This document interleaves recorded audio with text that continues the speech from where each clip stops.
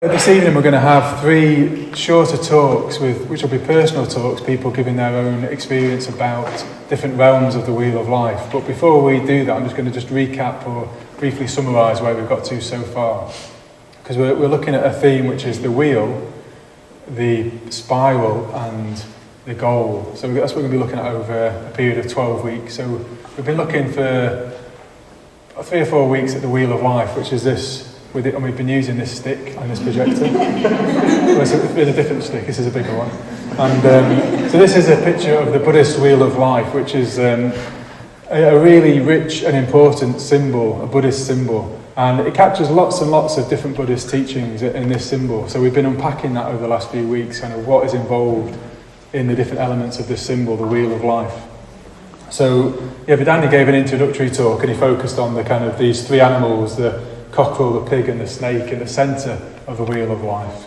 And he said how the whole wheel could be seen as a kind of a mirror of our states of mind, of our life, of our minds. It's like looking into a mirror and seeing how our mind works and how we find ourselves in different states of mind.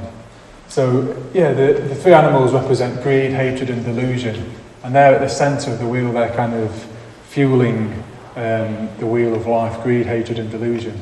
Then I gave a talk about karma, which was this second circle with a white half with beings experiencing positive states, and then this black half with people experiencing negative states. And I was unpacking, what does the law of karma mean and how does that drive the wheel of life? And then for the last few weeks after that, we've been looking at the 6 different realms. There's 6 realms on the wheel of life. And Matti was emphasising last week how we can see these as psychological states that we inhabit. It's as though we inhabit our states of mind, and the world that we see and experience is a reflection, is as though we're seeing it through the lens of our inner state, our emotional state, the mood that we're in. So we've seen over the last 6 weeks how there's these 6 different realms, and and we're going to hear, we've heard the theory really, the last couple of weeks we heard the theory about these 6 different realms, and tonight we're going to hear a bit more in practice about what it's like to be inhabiting one of these realms and how to work in it, what that feels like and how we work in those realms, what we can do.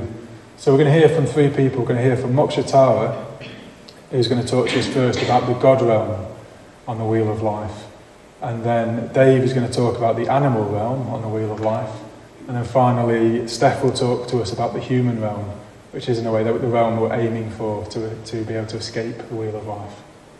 So Moksatara is going to go first and speak to us about the God realm. So the God realm. If you weren't here when people have been describing the realms, that's if you're in the God realm, then you're dwelling in very refined, very pleasurable states of mind. You don't really experience suffering. So it's very, very heavenly, very pleasurable. And music is played to remind you of impermanence. The Buddha in the realm tries to remind the gods that life isn't always this joyful. Impermanence exists. So I had a dream once, a while ago, that I was in this land that was very, very beautiful. It had hills and you could see off into the distance, and I felt very, very peaceful and loving and just, joyful. And everyone else was feeling like that. And then I heard this, the wind started to blow, and I could hear this beautiful music, and I thought, that's why everyone's so peaceful in this land, is because this music is so beautiful. And that was ages and ages ago, so when I found out about the God realm, I thought, oh wow, maybe that was some kind of weird memory from a previous life, or maybe not anyway. It was quite fun to imagine that it was. That's how I kind of relate to the God realm, just being very at peace, very happy. And that's why I wanted to talk about it really, is because I kind of thought maybe I do have a bit of a sense of that. When I'm on retreat, I really enjoy being on retreat. When the conditions are very conducive to meditation and a simple life, I can be really, really happy in those conditions. But when I come off retreat, that's when sometimes I find I kind of it all gets a bit bumpy, and there's a lot of suffering in the world, things aren't as straightforward, life isn't as simple. And I used to find that really, really hard when I'd come off retreat. I found ways of dealing with it through talking to friends, reading the Dharma. But yeah, it was very tricky. But I have found it easier. The more I've gone on the retreat and the more I've come back off retreat, I found it easier to embrace that there are changes in my conditions, and that the positive states of mind that I experience on the retreat aren't necessarily going to continue within the different conditions in the world, but that I can practice in the world and look to still cultivate positive mental states. But yeah, I do love meditation, and I want to say that because not everyone does. People do struggle with meditation, but also some people just really love it from the get-go. And from starting to practice it, I did find that it had a really huge impact on me. I had very pleasurable, calm states of mind. Life became more spacious and beautiful. When I'm meditating, I'm more easily finding communication kind of flows. So yeah, and I like to acknowledge that these positive, joyful states are part of the Buddhist path, because sometimes it can really feel like a slog and it can be really difficult. But part of the spiral path that we're going to look at later does include these really positive states of mind. And that leads to enlightenment. But yeah, looking for these states and dwelling on them is quite a part of my practice that I really cherish. That, you know, we can sit and look for any pleasurable states within our experience, and that's important. And happiness and being a happy person is also motivation, I find. You know, I do see a lot of suffering in the world within my friends and my family, but I look to become happy and to have positive mental states by doing the metta-bhavana, by becoming more mindful. But it's also been really important for me to see that this happiness isn't an end in itself. I can look to become happy, but that's not necessarily the goal for my practice. And if it does become the goal, then it's a bit of a false goal, and I'm heading towards the God realm. I'm wanting to be in the God realm. I'm thinking that that's the point of my practice. So that's another reason why I wanted to talk about it.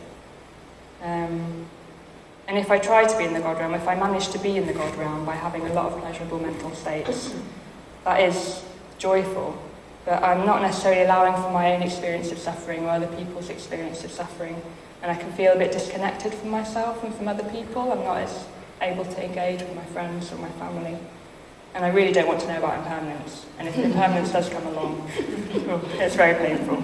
So it's just a kind of boom and bust cycle, if that's what I'm aiming for, just to be in those pleasurable states. And I'll only really be looking for practices that bring that pleasure. I'll only really want to be basking in that happy state. And if my practice starts to not provide that pleasure, then I'll start looking for it elsewhere. And I think that's really important as well, is if I'm only using the Dharma to bring these positive mental states, if it starts to get a bit tough, then I'll be like, all right, okay, I'll go and do something else then. So it's important for me for happiness not to be the goal, because I don't think it really is the goal. I think there's more to it. And yeah, Sangha who started the Triratna Buddhist community, he talks about going for refuge, and going for refuge to the jewels of the Buddha, the Dharma, the Sangha, the three jewels, as being kind of like the foundation for Buddhist practice across the schools of Buddhism, across the time that Buddhism has kind of spread across the world. Going for refuge is a foundation within these schools. So yeah, I look to go for refuge to the three jewels of the Buddha, the Dharma and the Sangha. But if happiness is my goal, then I'm attempting to go to refuge to this experience of myself as a happy person. Like, I have this idea that I can be a really happy person, a better person. I know who I am and I want to be better, I want to be happy. And in that case, if I'm doing that, I'm kind of following this false refuge. I'm not really looking at the Buddha, the Dharma and the Sangha. I'm kind of thinking, I can be really happy here and that's going to sort me out. So yeah, I don't really want to do that because it doesn't chime with my understanding of what the Dharma really is. But it's hard not to do that because I am quite important to myself, and I think you probably are all important to yourselves too, which, you know, how can we really go beyond that? That's a really big question. And I think it's really important to see that, of course, we do want to be happy. It's okay to want to be happy. There's nothing wrong with pleasure in itself. And it's really important that we do become happy and healthy so that we can be in the human realm, which is what Steph's going to talk about later. So, yeah, really great to be happy, but I'm just talking about kind of not wanting to only focus on being happy and making that my goal. And I think, and also of course, greed, hatred and delusion, like Naga was saying, is at the centre of the wheel. So we will have greed, hatred and delusion, and that's just what we work with. So it's hard to go beyond that really, but that's what we're trying to do by being in the human realm and getting off the wheel. But and I really hope that if we hang around this Buddhist Centre for a while, we will move beyond these false goals of just being a better self. Maybe through meditation, through friendship, study, ritual, ethics, the list goes on. And I do also hope that our practice does provide a sense of joy and pleasure, and that we can all kind of sense that in our own practice. But I do want to talk about how I've reflected on my own mind and my own tendencies to kind of really wanting to be happy and to go to this kind of refuge of just being really great and being in the God realm and just not experiencing suffering, and how I've kind of tried to move beyond that false goal or false refuge. So firstly, I had to notice that my response to pain or to dukkha is to just kind of slap a little bit of pleasure on top, and let's just forget that it's even there. And if I do that successfully and without awareness, then I do get quite trapped in the wheel of life, and it becomes a habit, and I start to not really believe that dukkha's there, because I'm actually quite enjoying all this pleasure that I'm seeking. And I don't think that dukkha's there in the first place. I'm not really aware of it anymore. And I'm just enjoying the pleasure that I'm putting on the top. And dukkha, like pain, becomes something that I can see other people experiencing, but I'm not really in touch with myself, because I'm just looking to experience pleasure all the time. And that's something that I've experienced doing within my practice. So I have used the Buddhist practices that I enjoy to kind of layer over some pain, without really seeing that I am experiencing that pain and not really being able to really transform it. And I went through this period of time a few years ago where I stopped kind of just doing the routine bit of Buddhist practice that I knew would help me to feel better, unless I could really authentically sense that suffering that was underneath it, that I was looking to transform. I needed to be able to acknowledge that that was there and bring it with me and engage in the practice of the mindfulness breathing or the metta bhavana and seek to transform it. And Steph, who I've been in a study group for many years, at this time read out this quote from a book that I found really helpful at the time, which was, if you just keep putting your best foot forward, sooner or later you'll fall over. It really, really helped, because that's kind of what I'd been doing. I'd just been like, right, no, it's okay, I'll just go to the Buddhist Centre, I'll just do this meditation and everything will be okay. But after a while I had to really look at what wasn't okay, what do I really experience and how can I transform it. When we were talking about this last night, we were kind of acting it out, like if it was just your best foot, you'd kind of be doing this a lot. Fine, nothing wrong here. But it would look a bit odd, wouldn't it? People would notice. So I did learn how to sit with dukkha and realise it was there. Allow it to be there, be honest about it, talk about it, acknowledge what was underneath my experience, really. And I looked to turn from that pain to faith, looked to bring that pain along to my practices, so that they could be transformed. And that transformation happily does include a sense of delight, joy and freedom. So there are pleasurable states within this, sitting with the pain and looking to kind of connect with it and talk about it and look to transform it. I do experience delight when I do that. But I hope you can see how that's different to kind of just trying to be in the God realm, just trying to have all of that pleasure all of the time. And if I'm able to sit with the pain that I experienced, then my practice is deeper, the depth of my practice goes further, and it's not only based on experiencing pleasure. So I can withstand the painful experiences that I do come up against whilst things change, like when I come off retreat and things aren't so simple. I'm much more able to just see that for what it is. And if the pleasure dries up, if I'm doing a practice and it's going really well and then it starts to maybe not provide the pleasure that I'm expecting it to, or if something unexpected happens, or I get a bit bored, or my distractions are taken away, then if I'm able to sit with the pain that's underneath it, I'm not as surprised or overwhelmed by it when it comes. And I don't expect it not to be there. So I can get up and meditate even if I do wake up feeling a little bit sad or whatever. And impermanence, which is one of the marks of conditioned existence that the Buddha revealed, it's sure to bring about all of these unexpected things at one point or another. So another way that I think I've experienced having this false view of a self being happy as being the goal, so I just really want me to be happy, has got me quite far along the path, but really only kind of leads to the God realm. I'm going to talk about another way, which is that I used to use this phrase, and I think I still do use it sometimes when I'm meditating, which goes something like, "This won't make me eternally happy." So it's when I'm thinking about something else, when I'm distracted. So it's probably I'm distracted by a pleasurable experience. I'm dwelling upon that, and I kind of think it's some way to be happy. It might be ice cream, or it might be what I'm going to do tomorrow or at the weekend, or it might be my current romantic interest. I'm kind of dwelling on that instead of the focus of the meditation. And as a way to turn my mind away from those distractions to the focus of the meditation, or what I'm reflecting on. So the three jewels of the Buddha, Dharma and Sangha. I kind of think, okay, well that won't make me eternally happy, so let's reflect on this instead. And as I said, it kind of gets me so far, I think, and it works fairly well, moving, hopefully, from the mundane to the transcendental, from the conditioned to the unconditioned. It's a phrase that I have found helpful. Once, when I was meditating on my ordination retreat, a woman afterwards said that me and my friend who I was sitting next to, we just looked really peaceful, really happy. We both had really big smiles on our faces, but I couldn't be sure that I wasn't actually thinking about ice cream at that moment. I wasn't, I could have been. So I do use that phrase, "This won't make me eternally happy." Okay, move on.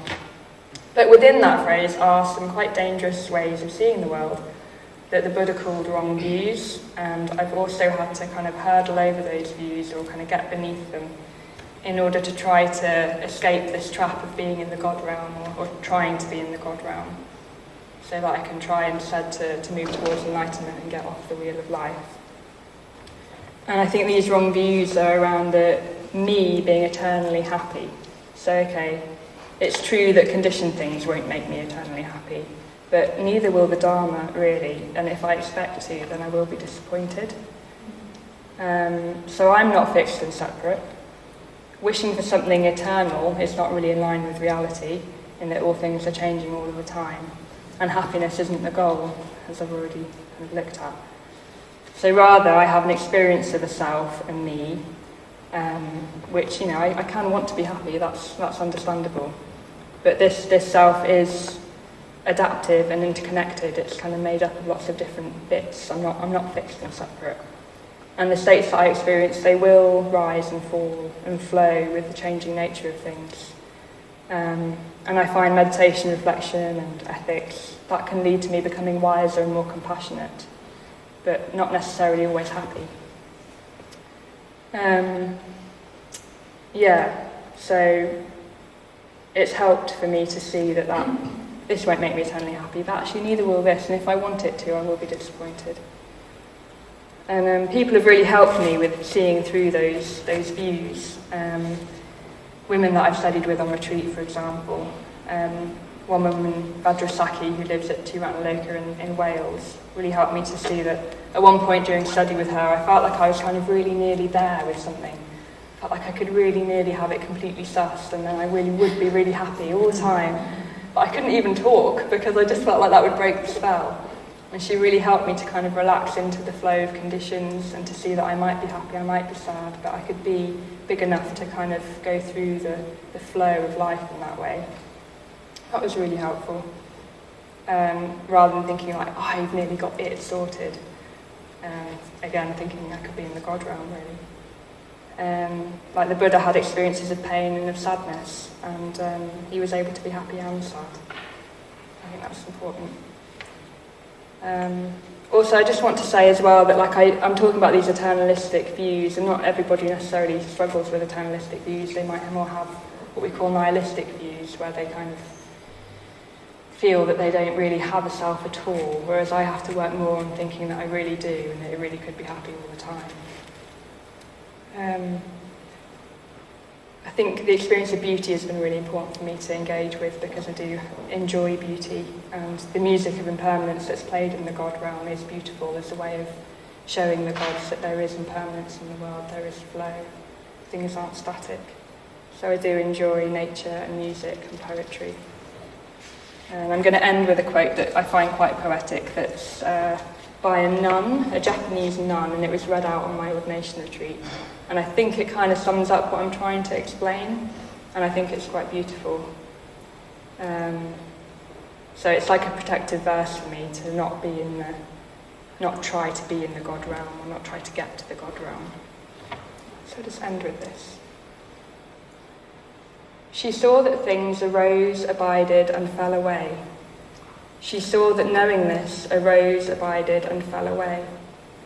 Then she saw there was nothing more than this, no ground, nothing to lean upon stronger than the cane she held, nothing to lean upon at all, and no one leaning. And she opened the clenched fist in her mind and let go, and fell into the midst of everything.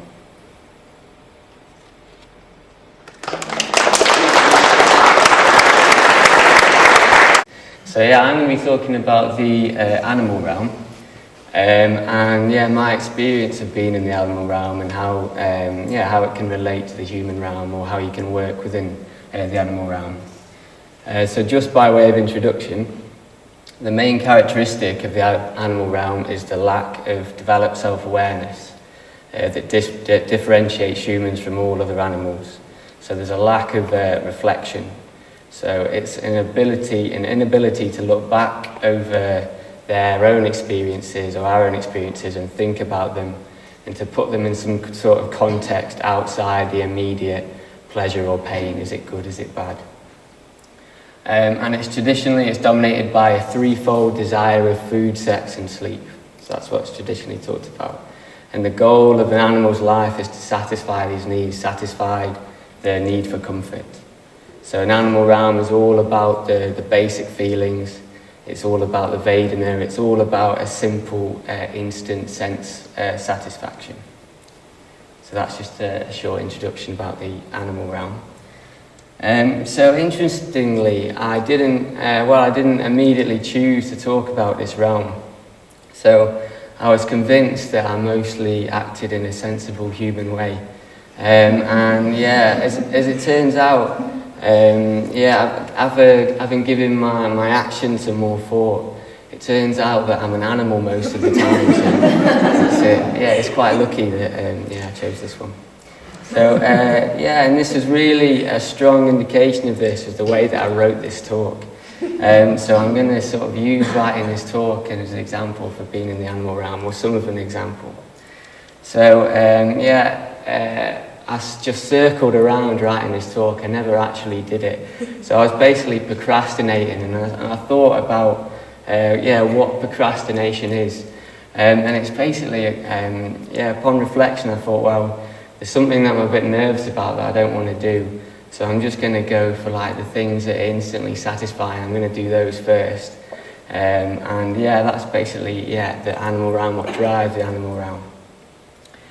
There's quite a lot of procrastination writing this talk. So if it doesn't come out that well, it's because animals can't write talks very well. So the first one, sleep. I did manage to wake up early this morning and I went down for meditation in the Red Shrine Room, so that was good. And then I had a choice to make when I walked back up the stairs, to either go to the kitchen to make my breakfast, but then I just found myself going straight back into my room and going straight back into bed. And I just told myself just 20 minutes, just that extra 20 minutes in the morning. And it wasn't really to do with the fact that I was tired. It was just comfort. I think my bed was particularly comfy last night. Sometimes it's just great to be in bed. So that's what I did. I just went for that. And I ended up sleeping for a long time. And that's fair. I think it used to be a fairly common thing. I slipped into it a bit this morning, but it used to be that I used to have really good ideas at night about what I was going to do the next day. So I was going to wake up earlier and I was going to do this and do all this before 10 o'clock in the morning, and I was going to feel really great. And then my alarm would go, so I'd optimistically set my alarm really early, and then my alarm would go off, and then there's just this moment of choice where you have to get up or go back to bed. And sometimes actually if I'm really in the animal realm, there is no moment of choice, it's just bang and then up. But there's a moment of choice, and it's just so easy just to fall back into comfort, this instant sense satisfaction. So the second one, food. So again, I just found myself making loads and loads of snacks throughout the day, constant like bread and butter, endless cups of coffee, and just opening the fridge and then looking in it and then shutting the fridge and then walking away for 2 minutes and then coming back and opening the fridge again, and nothing's changed. It was just this. It just struck me as I was actually doing this. So I was actually opening the fridge, thinking I should write my talk about being an animal. But I was being an animal, I was just looking for this instant satisfaction.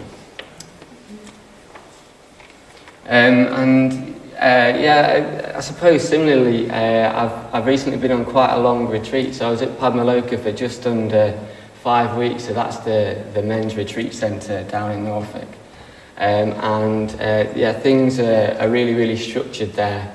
The meals are really structured, and the meals are really nice, but lunch is actually quite basic.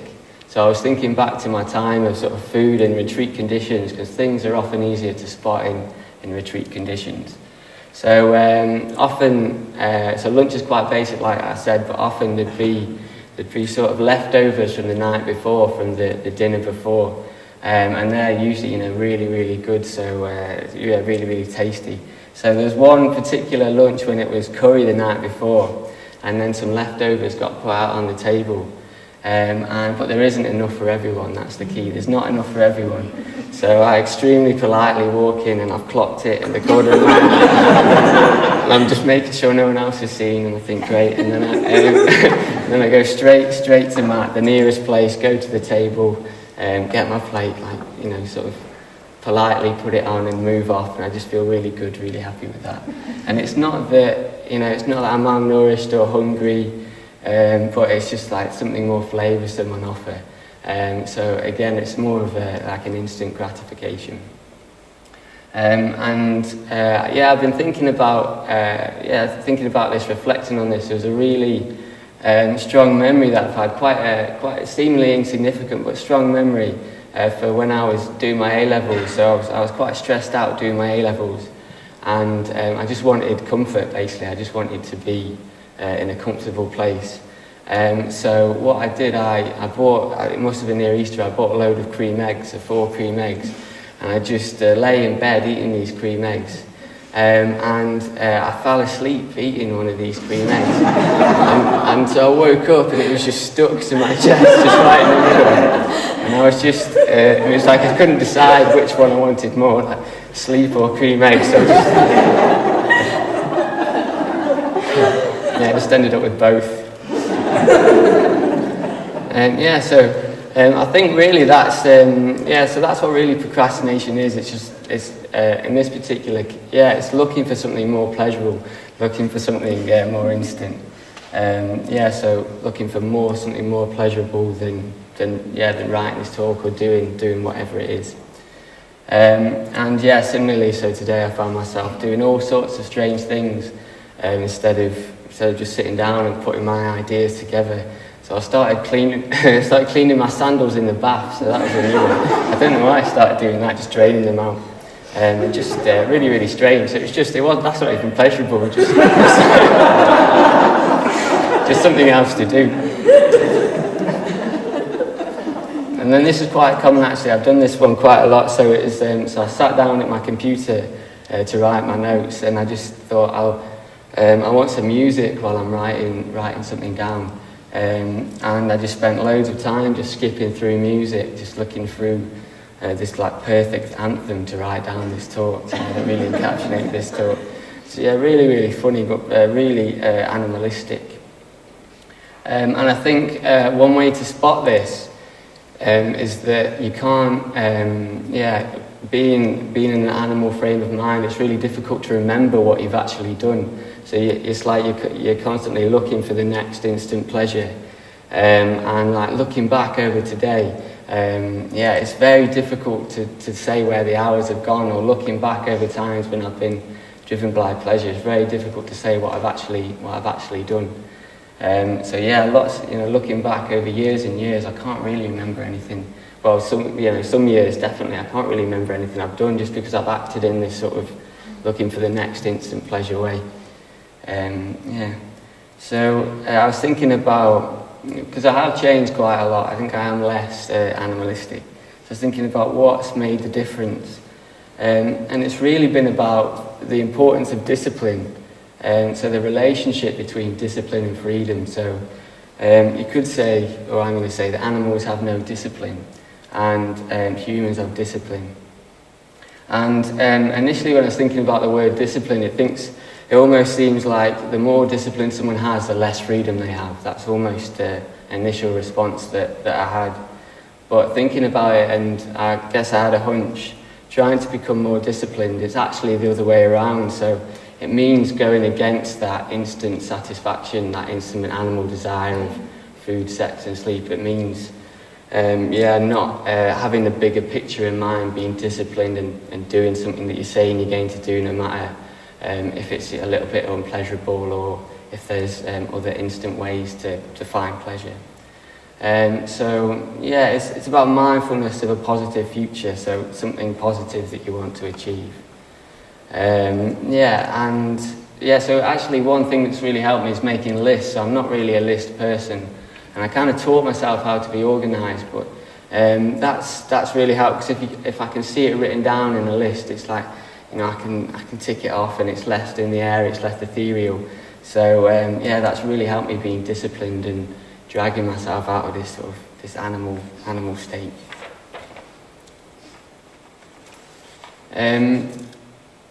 So the next thing I want to talk about is, I've called it truly human mindfulness. So what it means to be a mindful human. Because I've had a bit of trouble with this as well, or trying to come to some sort of idea of what it means, or experience of what it means. Because when I was thinking about it, animals actually have a lot of, what shall I do first? So mindfulness is split up into three parts. So sati, so a mindfulness of what you're experiencing right now at this present moment. And then another two, which are apramada, which is like ethical vigilance, ethics, mindfulness of ethics, concern for ethics. And sampajana, so having a clear vision, something in the future. So I've almost split them up into mindfulness of the present and mindfulness of the future. And so animals have a really, really strong sense of mindfulness of the present moment. So they're completely in the present moment. And actually sometimes this can seem, I'm quite jealous of animals that are really, really mindful in the present moment. So for example, like taking a dog for a walk. Dogs absolutely love walks. Like they really get so excited about it, and they're so involved in the walk, smelling everything, they're really involved in it. And I just remember thinking at one point, I wish I loved anything as much as dogs love walks, and it's because they're so mindful, they're so mindful in the narrow sort of sense. And similarly, I used to have 2 cats, and I used to watch my cats lie around and just think, I don't think I've ever been as comfortable as that cat is. There might be a bit of projection, but I remember thinking, because they're so, they're mindful, the whole world really is what's going on around them right now. But if a human being, if you act just in this way, it's like just being completely insular. So if you're just present, just in an animal sort of way, just mindful in an animal sort of way, it's not useful to yourself ultimately. It's not useful to other people. it's not useful on your own. You need to develop like a broad mindedness, like a broad awareness, a panoramic awareness of others. So the other two parts of mindfulness, about looking forward into the future, so it's like an awareness reflecting back on itself. And again, these things are really pleasurable, so who do I want to become in the future? Be mindful of trying to cultivate some qualities. What person do I want to be like? And so you've almost got these two sides, so mindfulness in the present, mindfulness in the future. And I realised what I was doing was I was falling in between the two. So I wasn't being mindful of the present, but I wasn't really being mindful of the future either. I was sort of in this like grey area of awareness, where probably out of anxiety I wasn't really making plans, but I wasn't aware of what I was actually doing in the first place, what I was doing right now. So I've tried to intensify both aspects, so paying attention to things in the present moment, and also looking ahead in the future.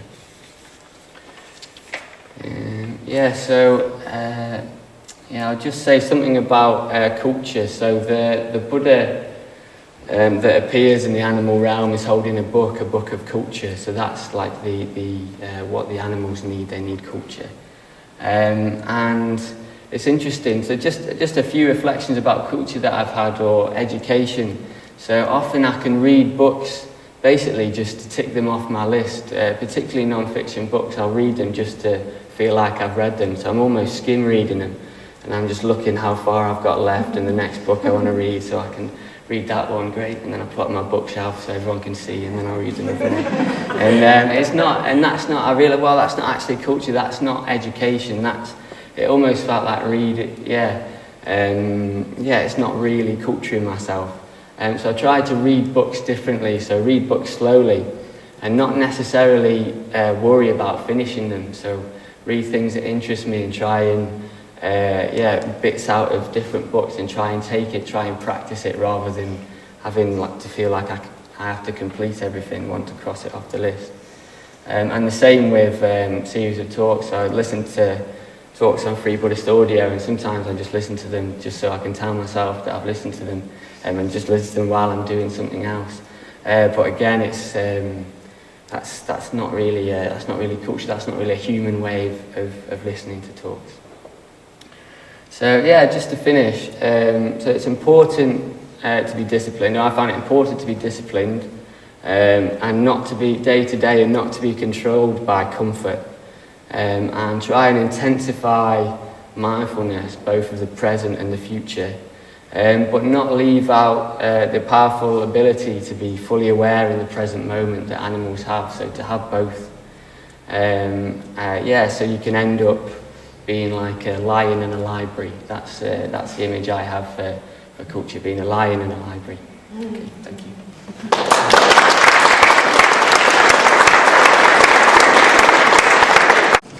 I'm going to talk about my experience of being in the human realm, and I'm going to sort of talk about it a bit like a sort of a journey. So it's not my whole journey, it's just like a sort of a little slice, a bit like the lowdown, as if I've been on holiday or something and I'm telling you about it.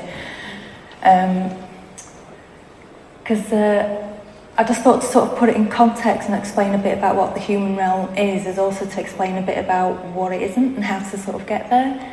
So I've spent a lot of time in the hungry ghost realm, thinking that was the human realm, and then going through the hell realm, and then sometimes going round again. I spent a lot of time in these, and then sort of got to the human realm, and I'm aiming for the spiral path, so this is kind of what I'm going to be talking about. And I think to the untrained eye it might look a bit like I'm not doing very much, and even that my life is quite dull. But if you could do the first picture, see, in my head, this is what is going on in my life. I'm on a crusade, and like Indiana Jones, I've kind of got a goal in mind. I say we're on a quest, but my quest is more of an internal quest. Basically, so to get to the human realm, which is where I think that I live at the moment, I had to get lost quite a lot. And I sort of kept going round and round these realms, and give me the next one. By the time I got here, that's kind of, a few months ago, that's kind of how I felt, a bit like Robinson Crusoe when he kind of washed up on the shore of the human realm, where he spent some time, and just feeling a bit like, oh, you know, at last, that's the, because the human realm is, it's not easy to find, it's easy to get lost, and once you get there, it's really easy to just get sidetracked again. And some places look like the human realm, but they're not. So, because the human realm's unique, I think it's where conscious evolution can most likely take place. That's what makes it different. Where we can make most progress, and it's the only realm that has got the route to the spiral path. So the next one, please. So in my head, getting to the human realm is a bit like, this is the magic faraway tree, the Ian Blyton story, where it's this huge tree up into the clouds, and each cloud's kind of got a different world in it, and you can aim for the right world, the one that you're going for, but if you get distracted, then you end up somewhere completely different. So that I feel that's what's happened a few times. I know where I've been heading, and then I've kind of got sidetracked and ended up in a really different world altogether. I used to live here in the Hungry Ghost realm, but I thought it was the human realm. So I stayed there way too long. I stayed there a very long time. And the things that kind of, you know, I had quite a good life in the Hungry Ghost realm in a way. You know, I had a nice long-time partner and a well-paid job, a nice house. I was starting my own business. But I was really unhappy, you know. I thought if I just change my career, then I'll be happier. Or if I kind of expect less or different things from my partner, then I'll be happier. And if I get more new business, then that'll clinch it. Or, you know, I just need a holiday, then I'll be happier. And then if I live near a Sheffield, then I'll be happier. And that bit was actually true. But, and I just kept moving the bar and lowering my expectations and moving the goalposts and just getting this real sinking feeling. So, and then one day I woke up and thought, yeah, I'm not just in the wrong realm, I'm in the wrong life. So I kind of went into free fall, just let it all go. The partner, the job, the career, the business, friends, I moved towns, it all just went, everything went. So I was kind of went into free fall, down, down, down, into the hell realm. And I stayed lost there for a while until I figured out what to do next. I was a bit winded and a bit confused and very, very lost. So I kind of just stayed there. But even though it was horrible down there in the hell realm, I kind of thought, well, you know, this is an opportunity to take the road less travelled this time. You know, I'm on a quest. I've got really lost, but there is a road out. So with the 3 jewels as my guide, I set off again. And 1 year later, I was living in Sheffield in the wonderful women's community, in a great job with lovely people, right next to the Buddhist Centre, with all my lovely friends here, finally in the human realm. But I was really unhappy. And next one, please. Like those people you see at airports that say they want to get away from it all, but then they've brought everything with them. That's what I'd done. I brought all my baggage with me, and I didn't know what was in the bags. I just carried them with me. So it was things like a desire to be loved and strong conditioning about not letting people down, completely lacking in self-metta. So I worked long hours, sometimes 60 hours a week, including nights, because it was the story of, can't let the team down. I did lots of things at home, you know, I've got to do my bit, and DIY, I'll be happy if I make this home really beautiful.